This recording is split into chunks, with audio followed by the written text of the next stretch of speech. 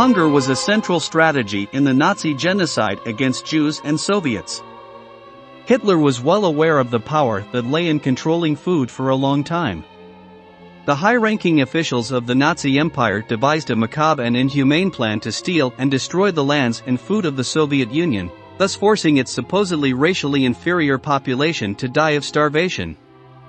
In the weeks leading up to the German invasion of the Soviet Union in June 1941, the Reich Food Minister, Richard Dahr, and his State Secretary, Herbert Back, developed the Hunger Plan, which led to the starvation deaths of millions of Jews and Soviet civilians. In today's video, we will review the origin, development, and outcome of this sinister plan, framed within Operation Barbarossa. Welcome to Military History. Let's begin.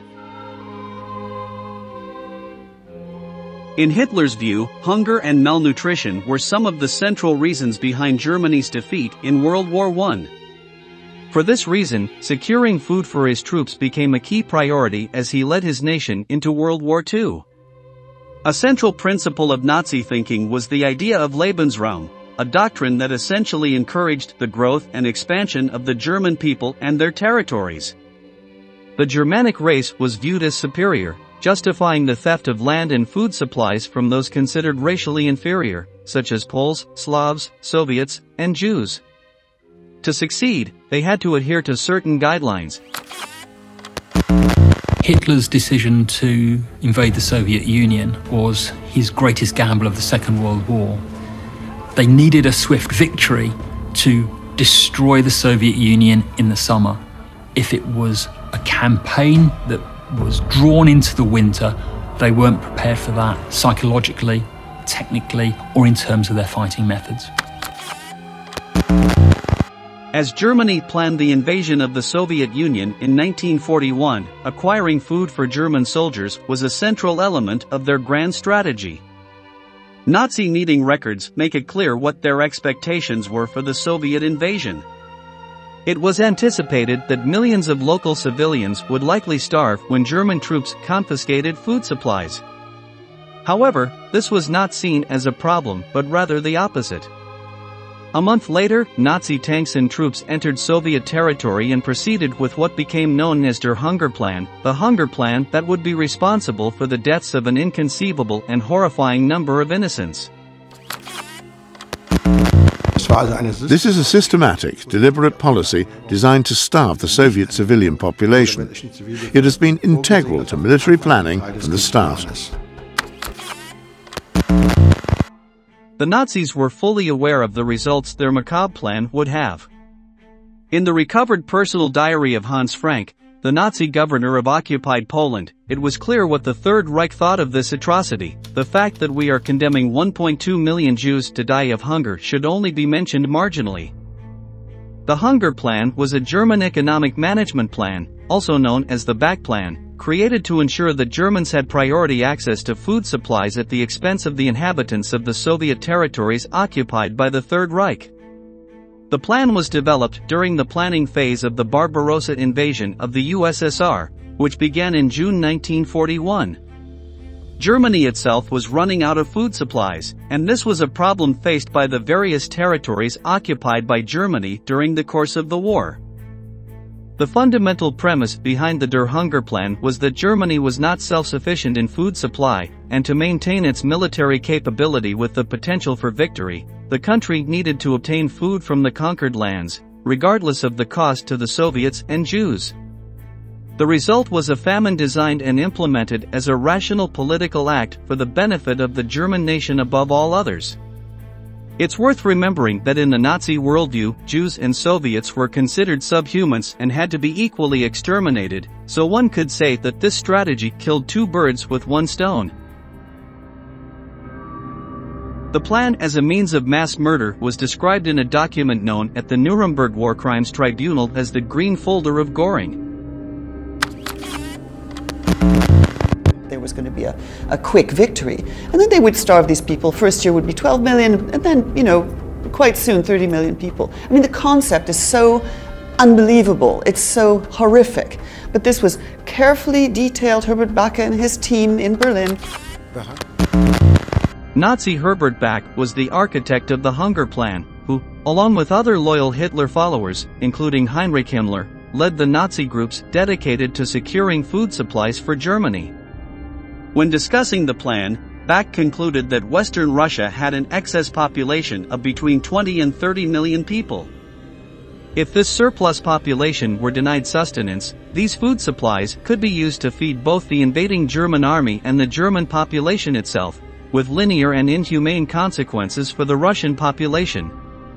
As you can hear, the plan envisaged the death of tens of millions of Soviets, whom the Nazis considered inferior and, therefore, deserving of starvation so that the superior race could be fed and continue to expand. Great suffering among the native Soviet population was foreseen, and tens of millions of deaths were expected during the first year of the German occupation. Hunger became an integral part of the German war campaign. Contrary to what is sometimes believed, hunger murder was not a consequence of Operation Barbarossa but preceded the invasion and indeed became an essential condition of it. German strategists believed that the assault on Western Russia could not succeed unless they seized food sources and generated starvation in the enemy. Cutting off food supplies to Soviet prisoners was in itself a true genocide by the Nazis, who were very clear about what they were doing and expected these high numbers of deaths. The most reliable figures on the mortality rate among Soviet prisoners of war in German captivity reveal that around 5.7 million prisoners died as a result of a deliberate policy of starving captives. A few days after being first elected, Hitler used a speech to his generals to tell them, "You can only Germanize foreign soil, not foreign people.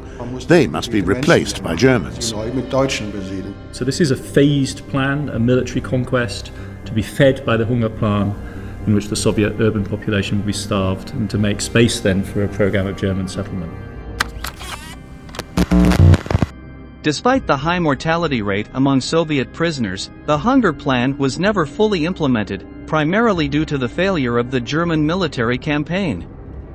However, the Nazis did manage to achieve some of their goals and generate a significant level of famine in some Soviet areas. The most notable case occurred in Leningrad, a city besieged by German forces for 900 days. Due to its complete isolation, the population quickly ran out of supplies, leading to the famine of hundreds of thousands of people and forcing Russians to eat their pets and, in some cases, even each other. According to experts' estimates, this Nazi military maneuver to starve a population cost the lives of around 1 million more people. Forced and deliberate hunger not only played a role in the invasion of Russia but also influenced the Holocaust. In Jewish ghettos, access to food was strictly controlled. The Nazis decided who had access to meat or bread, and Jewish stores had a very limited or almost non-existent variety of food. Eventually, they were banned from buying eggs, butter, milk, meat, and fruit. Instead, they were provided with a ration of food set by Nazi authorities that did not exceed 400 calories per day. As a result of this torture, tens of thousands of Jews died of starvation and related malnutrition during the winters of 1941 and 1942. Historians argue that it's difficult to say with certainty how many Jews actually died of hunger throughout the war, since many of those who were killed in gas chambers or died during transportation to concentration camps were already emaciated and dying from starvation. Unlike the situation in the USSR, it was the Jewish population in ghettos, especially the one in Warsaw, Poland, that suffered the greatest deprivations. While Aryan Poles also faced increasing levels of famine due to war conditions, it does not compare to the 500,000 Jewish lives that were extinguished due to Nazi food policies. The most terrible aspect of these figures is that the Führer and his henchmen expected this number to reach 3 million but then decided to expedite the death of these people and implement the final solution of the Holocaust. However, the worst came when it came to distributing food in concentration camps. The SS and the Reich Main Security Office had adopted a general food plan for these places. In theory, prisoners were supposed to be fed 3 times a day. The first of these meals was a kind of coffee substitute without sugar. The second meal would consist of a liter of soup with vegetables and grains. And for the last meal of the day, prisoners would be served 300 grams of black bread with sausage, margarine, a bit of cheese, or a spoonful of jam. If this sounded terrible to you, prepare yourself for what follows. Holocaust historians claim that they have never heard of prisoners actually being fed these prescribed meals, indicating that the food was even worse than previously described.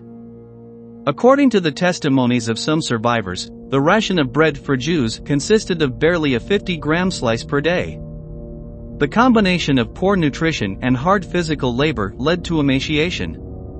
Many starved, but they continued to work no matter how torturous or unhealthy it was, because if someone weakened too much to work, they risked being sent to the gas chamber. All camp prisoners died of hunger, but Jews suffered the most from hunger.